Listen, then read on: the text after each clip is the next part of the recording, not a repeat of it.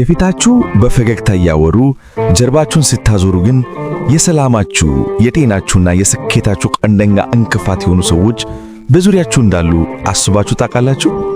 አንዳንዴ ምንም ሳታጠፉ ለሰው ሁሉ መልካም እያሰባችሁ ነገር ግን ሕይወታችሁ ላይ ድንገተኛ የሆነ ማዕበል ይነሳል።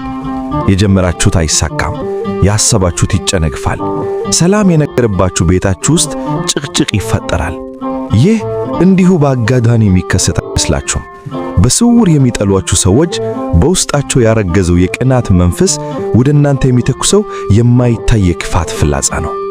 ይህ የብዙ የዋሃንን ሕይወት ያጨለመ የጊዜያችን አሳዛኝ እውነታ ነው።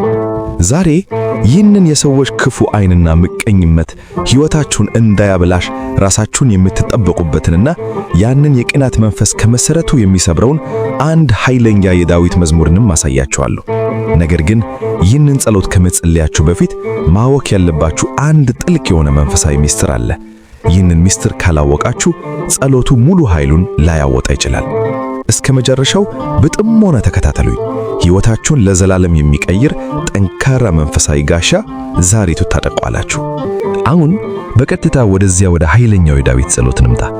ቅዱስ ዳዊት በዘመኑ እንደ ንጉሥ ሳኦል ያሉ በቅናት መንፈስ የታወሩ ያለ አንዳቻቸው ጥፋት በስውር የሚተሉትና ሊገሉት የሚሹ ሰዎች ነበሩበት።